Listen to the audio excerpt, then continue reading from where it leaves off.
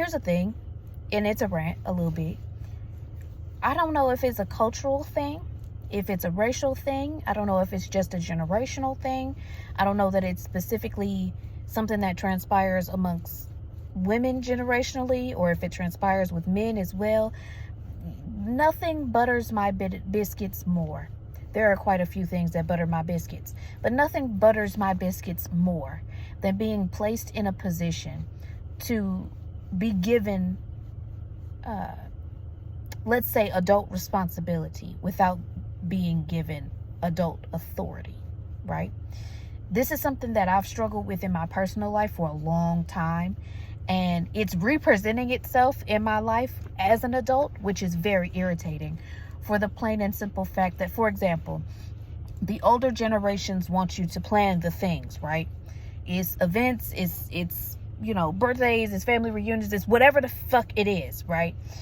We're in the position at this point, being that we're adults, that the older generations, when I look up, the older generations are ready to sit back and reap the benefits. You know what I'm saying? They're ready to sit back and reap the fruits of their labor, which is understandable. You pay the cost to be the boss. By all means, baby, sit back, relax, let me take care of it. You feel me? But and we're placed in a position to go ahead and plan the things and organize the things and present the opportunities and all that good stuff. But at the very same time that you want me to take that responsibility, when it's time for me to tell you what we're doing, you don't want to hush up and listen. You don't want to, every time I say something, it's pushback, it's bite back. You don't like that. Okay, so what you want to do? I don't know, but I don't want to do that.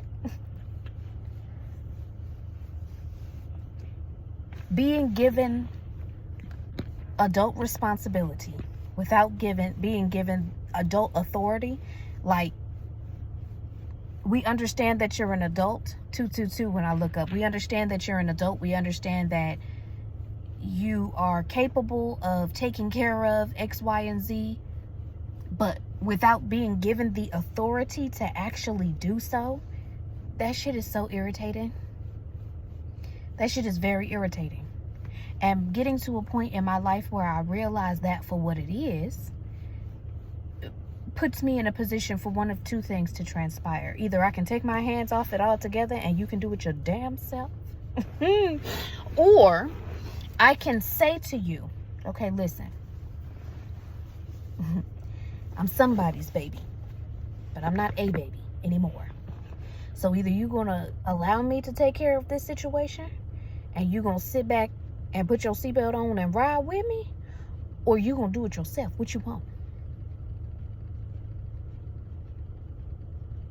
The older generations, from my perspective, it puts you in the hot seat of, are you going to take the responsibility of take back the responsibility since you want all the authority, or are you going to sit back and listen and understand that, no, I'm not trying to be disrespectful. I'm trying to do what you asked me to do. You're making my job hard. I'm just trying to do what you asked me to do. That's it. You asked me to do the hard work of pulling this shit together. I'm just trying to do what you asked me to do. It's either you gonna let me do it or you gonna do it. What do you want? You see what I'm saying? And being placed in a position where you don't feel disrespected by another adult having this conversation with you. Because again, I might be your baby, but I'm not a baby. It's important. I have to remember, even as young as I am a mom, So I'm placed constantly in positions to listen to my daughter when she talks to me, and understanding that, number one, she her own person. She's my baby, but she's not a baby. Okay? And she's old enough at this point to think her way through what she got going on, to feel her way through what she got going on, and to verbalize to me, even if it's not the best way she could have verbalized whatever is going on. It's my job to tell her, okay, we could have said that a little bit better. But I have to be open to receiving what she is saying. I can't just be like, well, I'm the adult, you the child. I don't give a fuck what you feel or what the hell you got to say. Because I'm the adult in the situation and you voicing your opinion, you telling me about what you got going on, you being vocal in this situation is challenging my authority, and I feel disrespected by it. It's as simple as that. It's at that point where the older generations will look at that as, well, that's gentle parenting. No, it's common human decency. Just because I'm not smacking her in the mouth for what I feel is back talk, I have to look at it objectively. She's not necessarily talking back. She's not trying to be disrespectful. She's trying to explain herself. Doing that is the reason why there's a generation of people now that are like, I can't voice my opinion. I can't say what I have to say. I have to be seen and not heard. This is the reason why you have adults at this point that are trying to unlearn the trauma of people pleasing. I'm not teaching her to be a people pleaser. If you can make a person happy, that's fine and dandy. But you need to be able to be true to yourself first and foremost. Period. I would never put her in a position to accept responsibility for something I did not give her the authority to handle herself. Period. If I feel like there's a better way she could go about the situation, I can voice that opinion. But if I've given her the responsibility to take care of something, it's my responsibility to let go of that responsibility. Why would I put it in your hands if I didn't want to take my hands off of it? Does that make sense? So I am living proof that that is something that transpires out here in the world. That is something generationally that I feel like definitely needs to be looked at and observed for what it is. That is something that is a real life thing you have to heal from, because it puts you in a position constantly to be conflicted within the self and to also be at odds with the people around you. Like, it makes you feel internally like, okay, well, I just can't do shit right. You know what I'm saying? You gave me the responsibility. You Indian gave the responsibility. What do you want me to do in this instance? What are you looking for? You know what I'm saying? I'm hearing DMX. What these bitches want from me now? You know what I'm saying? I just, it's definitely something that needs to be talked about, because it happens far too often, especially in instances with, like, for example, I'm the oldest sibling. That happened to me a lot. Like I said, it's happened to me about throughout my life. I'm being placed in a position to watch my siblings over the weekends, or watch my siblings overnight while you out doing whatever, you working, or whatever the case may be, and then you come home and I'm talking to them like, hey, y'all clean this shit up, bro. This not cool. You know what I'm saying? You done said it 8-9 times. Hey, how many times I got to say? And then I come in and I'm like, yo, man, what the fuck? Clean this shit up. What's the problem? And they get to it.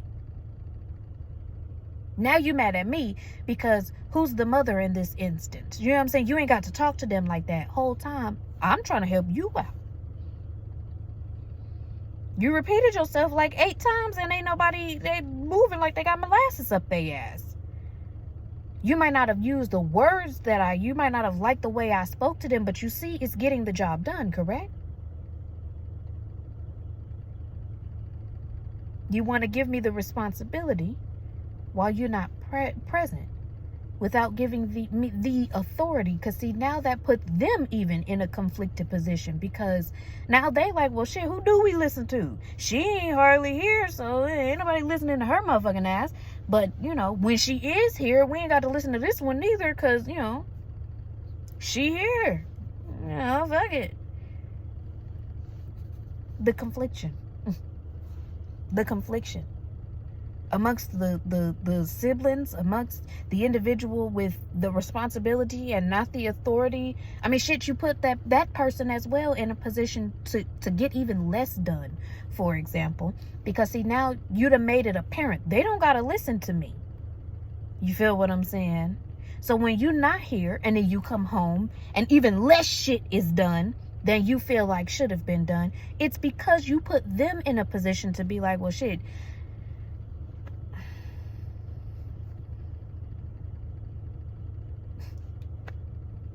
and that's not fair to anybody involved at all. If you're going to relinquish the responsibility, that means you have to relinquish the authority that comes with that responsibility. And that might be a hard pill to swallow for certain individuals, certain generations, but it is part of your daily medication. So, I don't know, man. Today's TED Talk is brought to you by some bullshit. Period. It's brought to you by responsibility without authority. It's brought to you by the shit that individuals, especially individuals who are like oldest siblings, in a lot of cases have to deal with. And I don't know that it's talked about as frequently as it should be, because at the end of the day, like I said, it's a very hard pill to swallow. Period. You don't, 1122, when I look up, you don't want to feel like you're not the adult of your household. But especially, for example, in instances in like two split parent households, you done got a divorce from your partner. You're now sharing the responsibility of helping with that household, of helping with them kids, of helping with everything but the bills, with whomever the oldest is in that house. Whether you realize it or not, you put that responsibility off on them now to help pick up the slack of the person you just left. And as an adult, you don't want to feel that way, but acknowledging what is instead of what you want to be is it's a triggering situation to be in, but it's the reality of the situation that you're in. Yeah. Just because I don't want to accept that Trump is the president, don't make him no less the president. You feel me?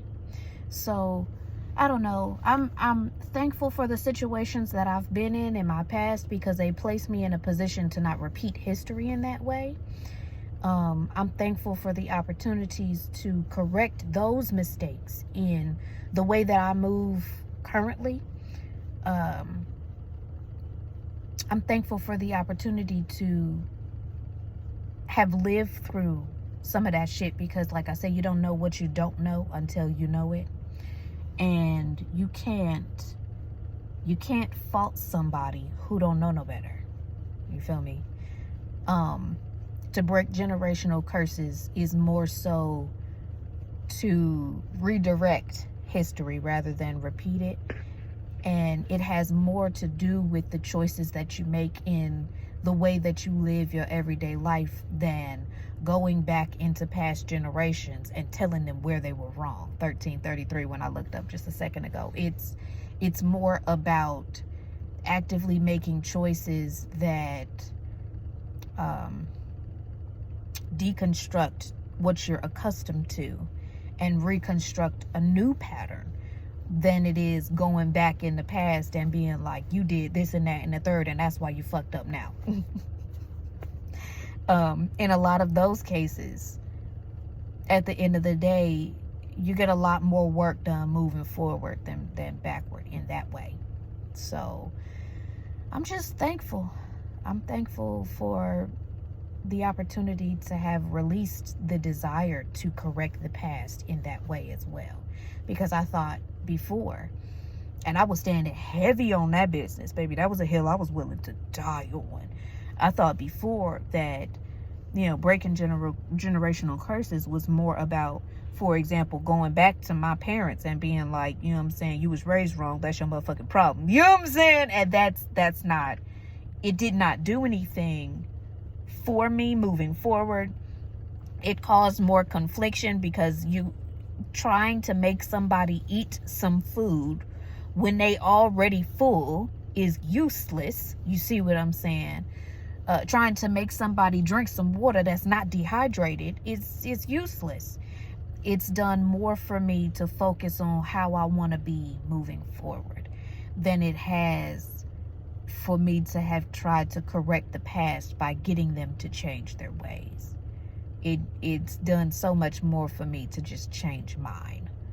And I'm thankful for that knowledge, for the knowledge that although what went on could have been better, although what transpired may have been wrong, for me in whatever way, I can correct that in forgiving myself for how I moved when I was in modes that I very clearly needed to survive through, and by making sure that I'm not recreating history in that way for the next generations. Because being salty, being sad, being mad about what happened in the past don't do shit for the child I have now.